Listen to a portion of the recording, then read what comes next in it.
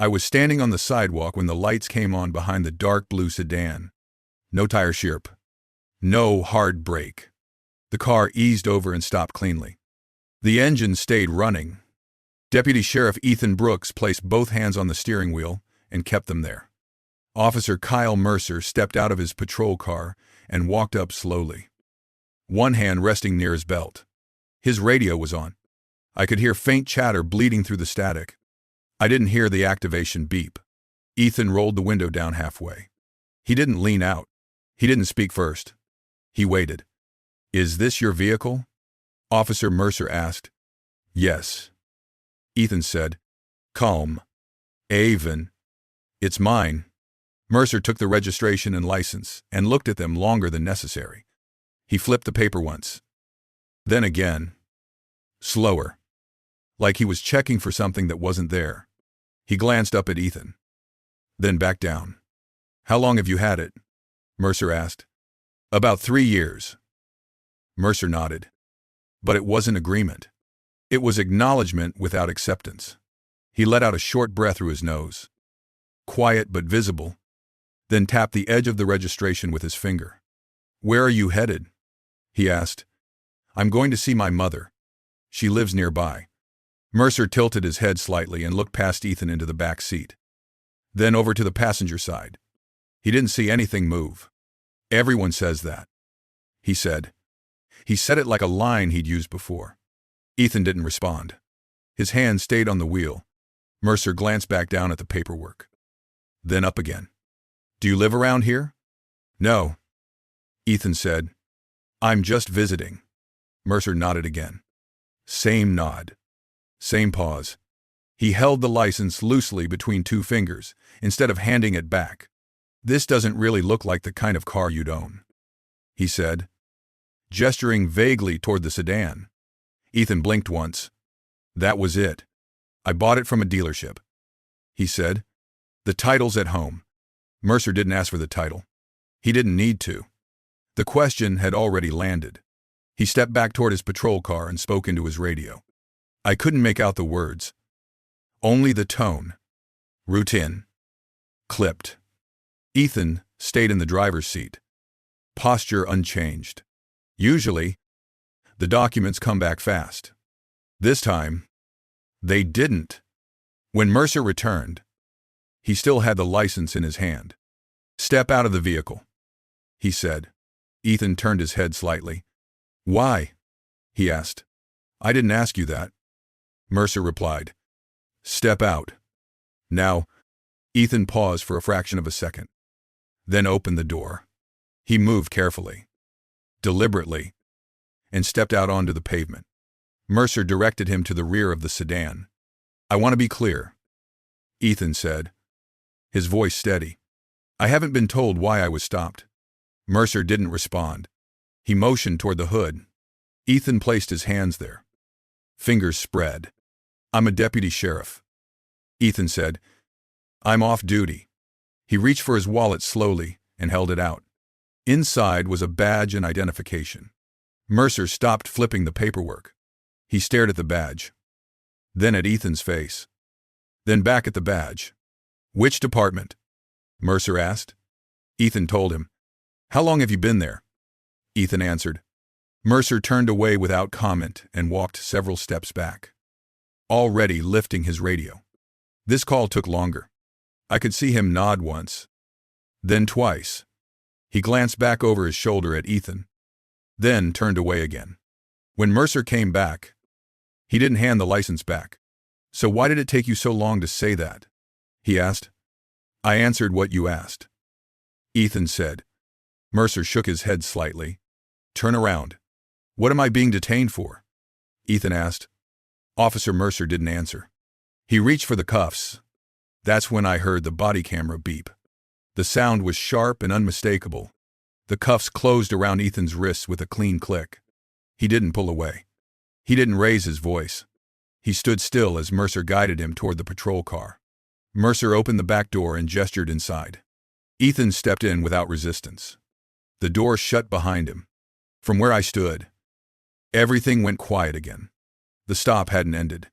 It had shifted, and whatever explanation was supposed to justify it still hadn't been said. The patrol car door closed, and the sound landed heavier than it should have. Not because it was loud, but because it came after everything else. Deputy Sheriff Ethan Brooks sat in the back seat, hands cuffed in front of him, posture upright. Officer Kyle Mercer didn't say anything once the door shut. He just stood there for a moment, looking at the window like he was deciding what the next step needed to look like. He walked back to his cruiser and leaned halfway inside, speaking into the radio again. From where I stood, I could see his shoulder rise and fall as he talked. Short phrases, poses, a nod. He straightened up and glanced toward Ethan, then away. Like eye contact might force a decision too soon. Nothing moved fast enough to end it. Mercer opened the trunk of his patrol car and took out a pair of blue gloves. He snapped them on slowly, one finger at a time. It wasn't rushed. It wasn't urgent. It felt procedural, like the decision had already been made somewhere else. He walked back to Ethan's sedan and opened the driver's door. He leaned inside and checked the center console, then the glove compartment. He didn't ask for permission. He didn't explain what he was looking for. He moved with the confidence of someone who expected no resistance. Ethan watched through the rear window of the patrol car. He didn't twist around. He didn't raise his voice. "What's the reason for the search?" he asked through the glass. Mercer didn't respond. He closed the driver's door and moved around to the passenger side, opened it, and checked under the seat. He straightened up, scanned the street once, then opened the trunk of the sedan. Nothing inside seemed to surprise him. That didn't speed things up. I'd seen searches before. Usually, they were quick when there was nothing to find. This one wasn't. Mercer lingered, touching items twice, lifting and setting them back down like repetition itself might justify the time. Another few minutes passed.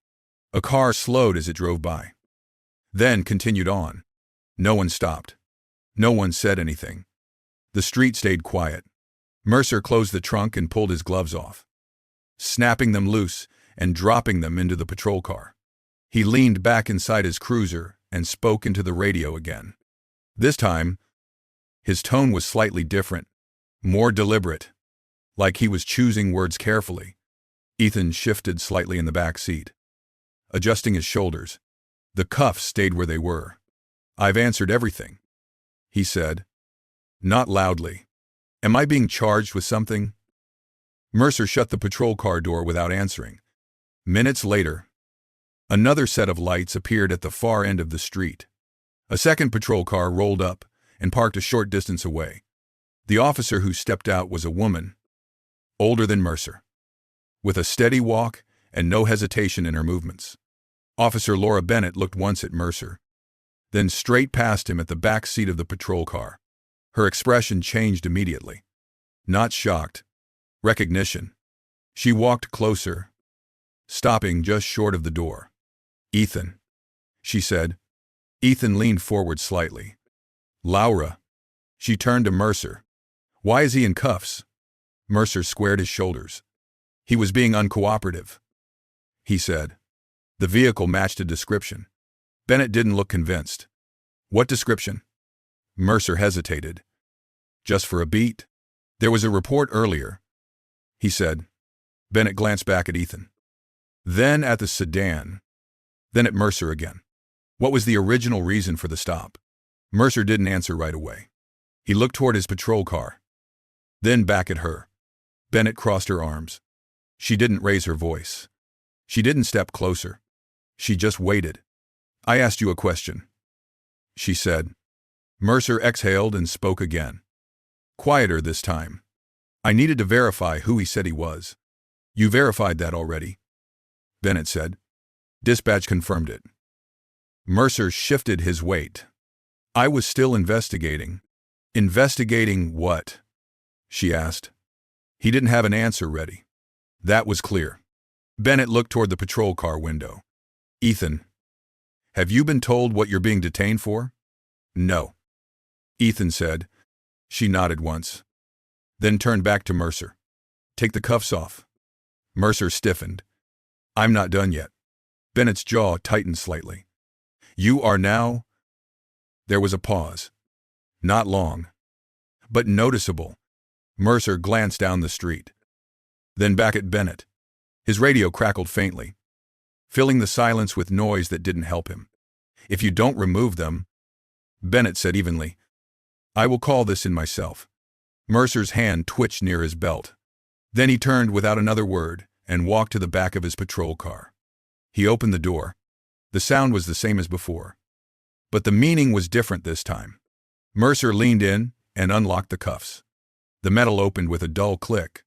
He didn't say anything as Ethan brought his hands forward and stood up. Ethan stepped out slowly. He straightened his jacket and looked from Mercer to Bennett. His face stayed neutral. "Are we done?" he asked. Bennett nodded. "You're free to go." Ethan didn't look at Mercer when he walked back to his sedan. He got in, started the engine, and pulled away without hesitation. Mercer stayed seated. The engine didn't turn over. Bennett lingered for a moment, watching him. "You need to write this exactly as it happened," she said. Mercer didn't respond. She turned and walked back to her patrol car. The second set of lights shut off, and the street returned to the way it had been before any of this started. I stayed where I was, watching Mercer through the windshield. He looked down at something in his lap, then back up at the road ahead. Nothing else happened there. I didn't see what happened after that day. Not directly. No lights. No uniforms. No raised voices on the street. What I saw came later. A few weeks passed before the footage surfaced. By then, the stop had already been written up, logged, and reviewed. The footage was reviewed later, in a controlled setting. The first thing they noticed wasn't the cuffs. It was the gap, the time between the lights coming on and the body camera activation, the stretch where decisions were made, questions were asked, and authority was used without a clean timestamp attached to it. On the screen, Officer Kyle Mercer approached the car. The questions sounded ordinary, familiar, but they didn't close the stop. They extended it. Each one added a few more seconds that didn't lead anywhere except forward. The reviewers paused the video often. They rewound small sections. They watched Mercer hold the license instead of handing it back. They watched him look into the car after the explanation had already been given. They listened to the radio calls, then compared them to the log. "Pause it there," someone said. "That's before the camera starts." The confirmation came through early. Deputy Sheriff Ethan Brooks was exactly who he said he was. Off duty. In his own car. No alerts attached. No reason to hold him beyond the initial contact. And yet the stop continued. On screen. The moment stood out clearly. Ethan identifies himself. The badge held steady in frame. The pause that followed. Mercer did not step back, not returning the documents. Then the search. The reviewers didn't argue about whether Mercer could search the vehicle. That wasn't the question. The question was why the search didn't end anything. Nothing was found. Nothing changed. They watched the cuffs go on again. This time with the camera recording. The sound was sharp. Final. They noted the order of events. The explanations came after. The justifications followed the action. Not the other way around. When Officer Laura Bennett arrived on the screen, the room shifted slightly.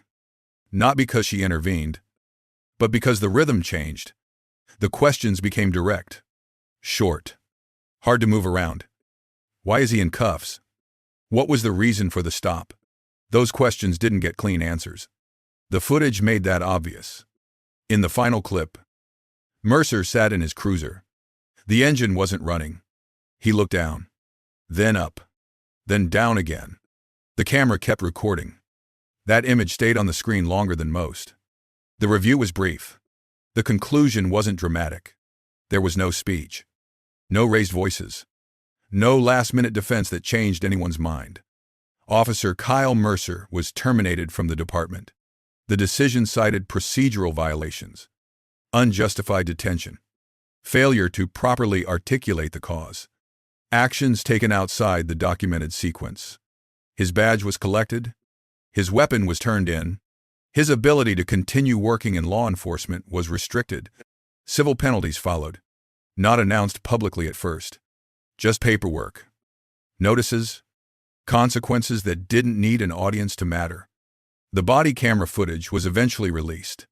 When it went public, people didn't talk about the search. They talked about the questions. Is this really your car? Everyone says that. This doesn't look like the kind of car you'd own. They talked about how long it took for the camera to start recording, about how the cuffs came out after confirmation. Not before. Departments across the state circulated the clip internally, not as a scandal. As a case study, instructors paused the video at the same places the reviewers had. They asked new recruits what they would have done differently. The answer was never complicated. End the stop. Deputy Sheriff Ethan Brooks stayed on the job. He didn't give interviews right away. He filed the complaint, provided the facts, and let the process run. When he did speak later, it wasn't about anger or forgiveness. It was about the sequence, about what happens when actions outrun documentation. Officer Laura Bennett was commended for intervening, not because she challenged a colleague, but because she asked the right questions at the right time. She was later assigned to assist with training updates, focusing on traffic stops and escalation thresholds. As for Mercer, his name stopped appearing on rosters. His patrol car was reassigned. His presence faded the way it always does when paperwork closes, and the next shift takes over. No one erased what happened. The record stayed. The stop didn't end on the street that afternoon. It ended weeks later, in a quiet room, with a screen paused on a moment that couldn't be explained away. The screen stayed paused. This stop didn't end when the lights went off. It ended when the record caught up. For more cases where documentation changes outcomes, subscribe to Power Abuse Stories.